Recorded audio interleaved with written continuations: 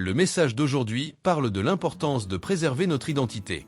L'homme répondit, « Qui t'a établi chef et juge sur nous? Veux-tu me tuer comme tu as tué l'Égyptien » Moïse eut peur et se dit, « C'est certain, la chose est connue. » Exode 2, 14. Les blessures du passé ne doivent pas avoir de pouvoir sur les rêves que Dieu a préparés pour toi. Quand Moïse a commencé son chemin vers le but de sa vie, il s'est retrouvé face à un combat intérieur, découvrir qui il était réellement.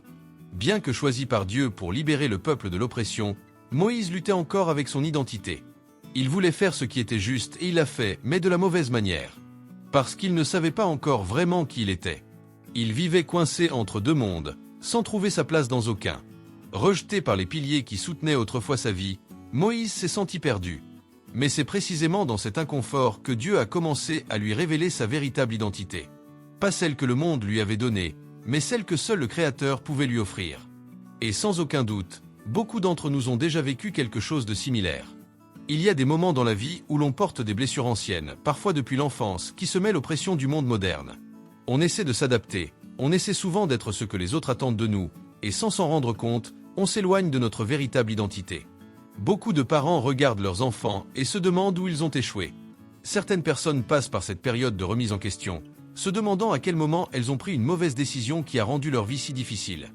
D'autres se sentent tellement blessées qu'elles en viennent à croire que la vie n'a plus de sens, que tout n'est que hasard, et qu'elles n'ont pas leur place dans ce monde. Mais je veux te rappeler une chose, peu importe ton âge ou le poids que tu portes. Il est encore temps. Temps de te regarder avec plus de vérité, de revenir à ton chemin, de te reconnecter à l'identité que Dieu a rêvée pour toi. Ne laisse pas la peur paralyser ton essence. Ne baisse pas les bras. Réagis avec courage. Parce qu'il faut comprendre que la vie blesse, mais Dieu guérit.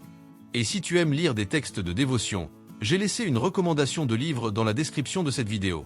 C'est un best-seller qui a déjà touché la vie de millions de personnes. Si ce message t'a plu, abonne-toi à la chaîne.